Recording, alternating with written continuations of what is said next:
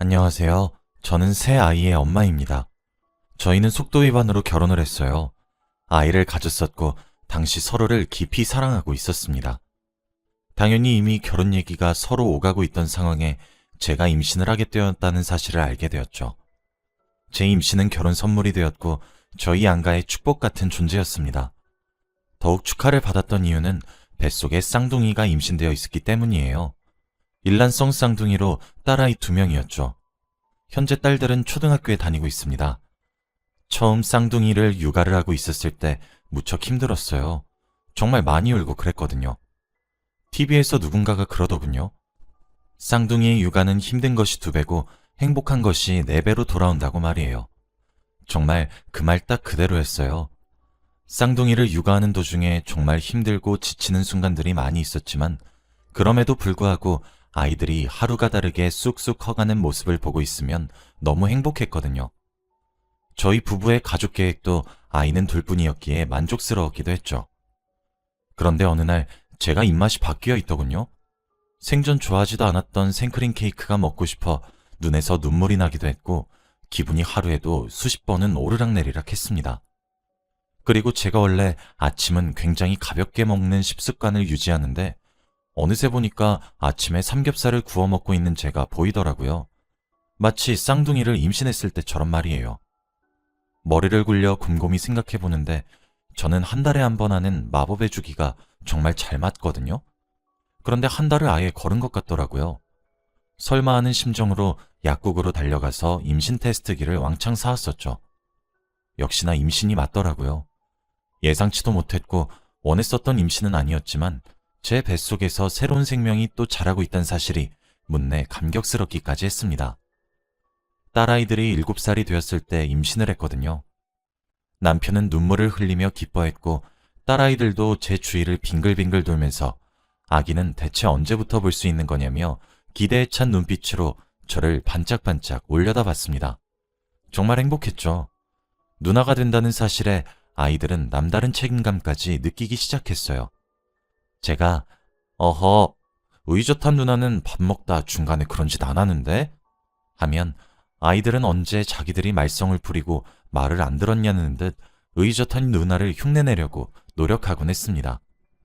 아직 젊은 나이라 또 육아를 하는 것에 대해 엄청난 두려움도 없었어요.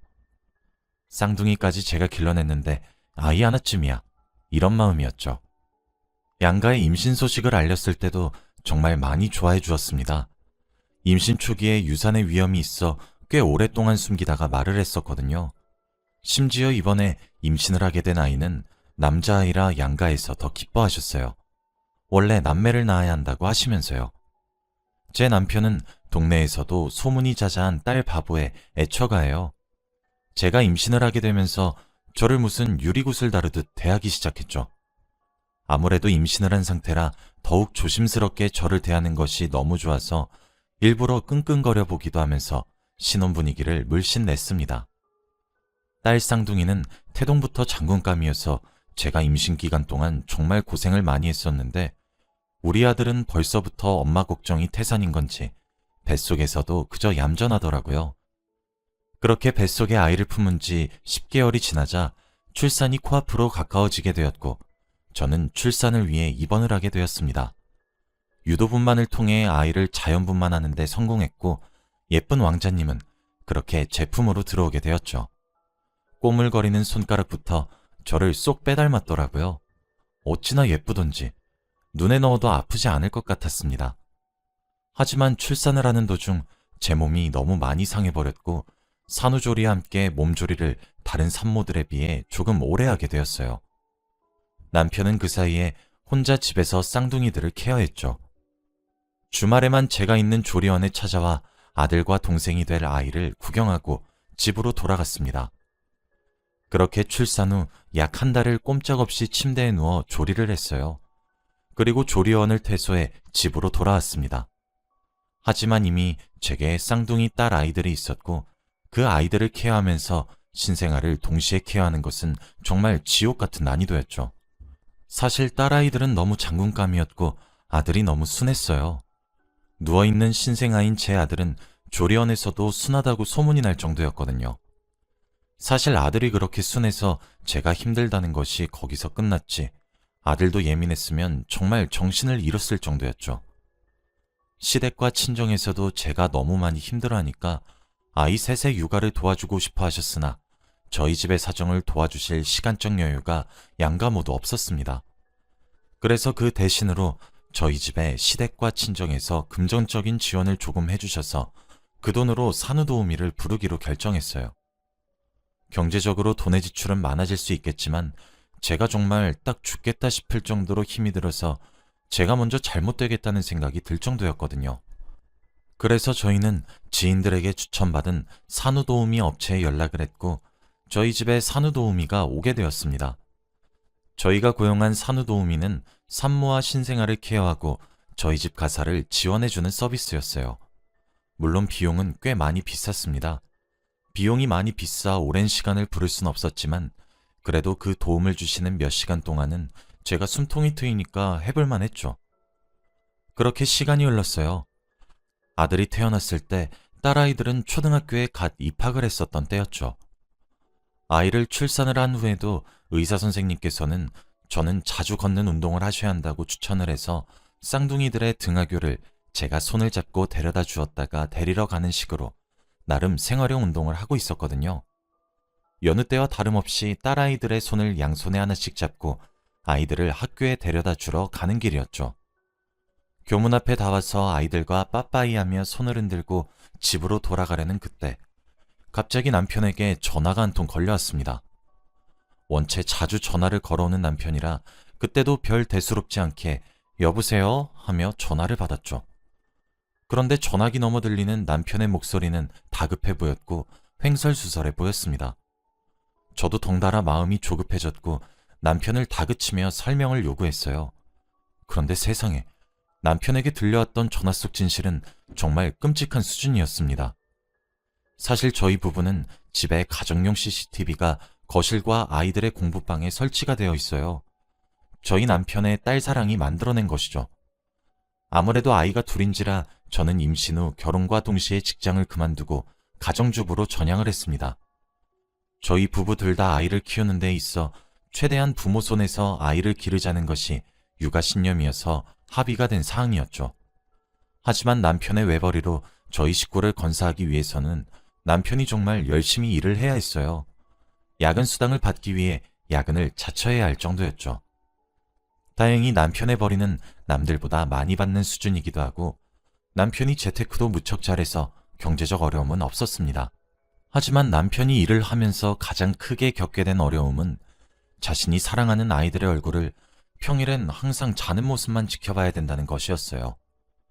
그래서 남편은 일하는 도중에도 자신이 너무 힘들고 지칠 때 자신의 아내인 저와 아이들의 모습을 보며 기운을 차리고 싶다면서 가정용 CCTV를 설치하자고 제안을 하더라고요. 그리고 저도 아이들의 안정상 문제로 설치하는 것이 좋을 것 같다는 생각에 동의했습니다. 그런데 그때 남편은 출근을 하고 난 뒤 회의를 앞두고 저와 아들을 보고 싶어 가정용 CCTV를 휴대폰으로 켰다고 해요. 하지만 저는 온데간데 없어서 우리 딸내미들 학교에 데려다주고 벌써 도우미가 오셨구나 라고 생각을 하고 있던 찰나에 산후도우미 모습을 보았다고 합니다. 그 모습을 보자마자 남편은 당장 회사를 뛰쳐나오며 제게 전화를 걸었고 전화를 받은 저도 다급히 집으로 향했습니다. 어쩐지 이상했어요. 아들은 순한 수준이 아니라 거의 묻어난 수준이라서 잘 울지도 떼를 쓰지도 않았고 칭얼거리는 것도 다른 아이들보다 덜했습니다.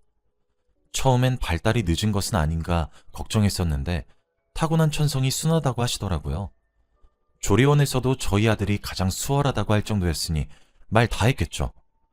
그런데 그런 아들이 도우미를 부르고 난 뒤부터 시도 때도 없이 자지러지는 울음을 터뜨리기도 하고 투정을 부리기 시작해서 저도 많이 당황스러웠었거든요.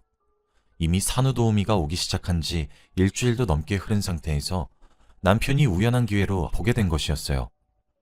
다급히 집으로 뛰어가듯 들어갔습니다. 그랬더니 도우미는 오늘은 빨리 돌아오셨네요? 라고 아무렇지 않게 우는 아이를 어르고 있더라고요.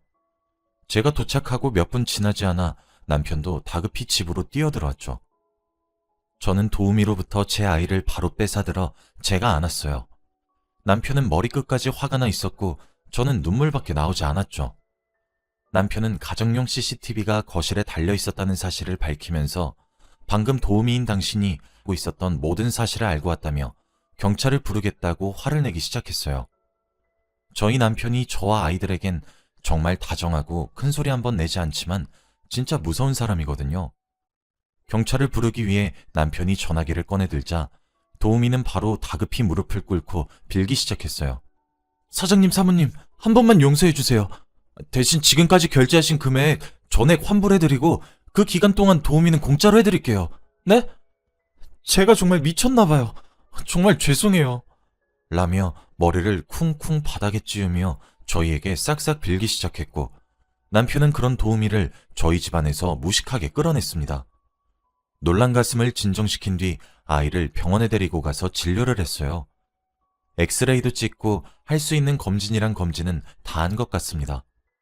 신생아는 머리뼈도 덜 붙은 상태라 혹시 뇌에 손상이라도 가면 어떡하는 것인지 나는 엄마의 자격이 있는 것인가 싶어 진짜 억장이 무너져 내렸고 스스로를 자책만 했어요. 저와 남편은 집으로 돌아왔습니다. 속에서 천불이 나더군요.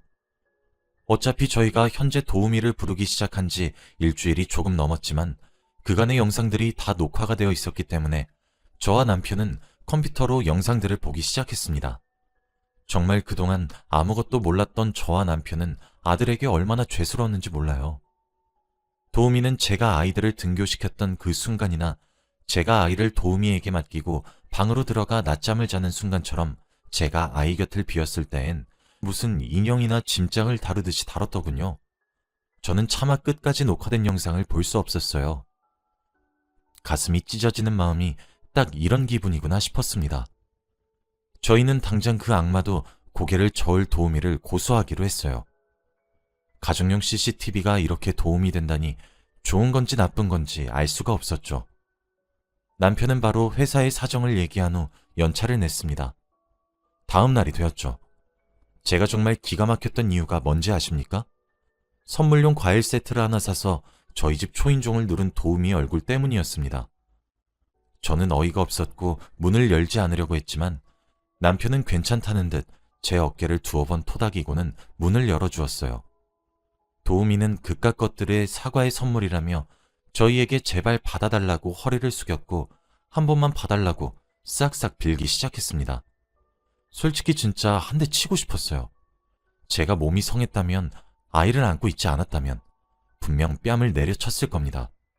남편은 무릎을 꿇고 있는 도우미를 밖으로 끌어내며 그 위로 그 도우미가 가져온 과일들을 던지면서 쌍욕을 했죠. 당장 눈앞에서 사라지고 집에 가서 고소장이나 기다리라고 하면서 말이죠. 고소를 당한다는 사실을 알고 나니 겁을 먹은 건지 횡설수설거리며 저희에게 잘못을 빌기 시작했습니다. 저흰 당연히 무시했고요. 우린 그 이후 영상들을 증거로 변호사를 만나러 갔고 경찰에 고소를 진행했어요. 그리고 정신적 피해 보상까지 민사로 소송을 신청했습니다. 그러나 그 과정에서도 산후도우미의 뻔뻔한 발언들은 이어졌어요. 아이를 재우는 과정에서 모션이 과했었던 것은 아이가 자꾸 울며 보채서 달래는 과정에서 그렇게 표현된 것이라는 등 억울하다며 발뺌을 하더니 결국 동영상들이 전부 밝혀지고 나서야 스스로 인정하기 시작하더군요. 이유가 뭐냐고 묻는 질문에 도우미는 뻔뻔하게 이렇게 대답했어요. 너무 시끄러워서 스트레스를 받아서 그랬던 겁니다. 정말 죄송해요. 라고요. 결국 도우미는 법의 심판을 따르게 되었습니다. 제가 정말 어이가 없었던 점은 그 산후도우미도 집에 자식이 저희 집처럼 셋이나 있는 사람이었기 때문이에요. 그들의 자식에겐 한없이 좋고 너그러운 부모였으면서 어쩜 남의 집 귀한 자식에게 그런 파렴치한 짓을 할 수 있는 것인지, 그리고 무엇보다 제가 남의 손에 아이를 맡기는 것을 많이 불안해했더니 자기만 믿고 맡기라며 제게 믿음과 신뢰를 주려고 했었던 사람이었어요. 그렇게 사건은 일단락이 되었고 제 아들도 건강을 회복했습니다. 그런 일을 겪고 나니 두 번 다시 남의 손에 아이를 맡길 수 없을 것 같아 무리를 조금 하는 한이 있더라도 제 손으로 아이를 케어하려고 했죠. 다행스럽게도 아이의 몸에서도 흉 하나 지지 않고 말끔히 사라졌고 제 아들도 원래 순둥순둥했었던 아이로 다시 돌아온 것 같습니다. 제가 겪었던 경험 중 가장 잔혹했던 이 경험을 굳이 이렇게 얘기해드리는 것은 모든 업체들이 그렇진 않겠지만 이런 업체들도 있다는 것을 말씀드리고 싶어서예요. 저도 처음엔 제 몸 하나 조금 편하게 하기 위해 도우미에게 전부 맡기려고 했었던 것이 사실입니다. 하지만 엄마로서 그러면 안 되었다는 사실을 알게 되었어요. 일주일이 넘는 시간 동안 표현도 제대로 못하는 아이가 혼자 견뎌야 했을 고통을 생각하면 가슴이 찢어지는 것만 같습니다. 만일 남편이나 제가 조금이라도 더 늦게 알게 되었을 수도 있다는 상상을 하기만 해도 숨이 턱턱 막히는 것 같네요. 여러분들도 아이를 낳으시면 특히 신생아는 표현에도 서툴기 때문에 항상 주의를 기울이시길 바랍니다. 꼭 그러셔야만 해요. 앞으로도 아이의 뇌에 이상이 있는지는 정기검진을 통해 확인할 생각이지만 의사 선생님의 말씀으로는 다행히도 없을 확률이 더 높다고 하시더라고요. 두 딸아이는 아무것도 모르고 자신의 동생을 한없이 예뻐해주는 모습을 보여주고 있습니다. 정말 다행이라는 생각이 많이 드네요. 제 이야기는 여기까지예요. 긴 글 읽어주셔서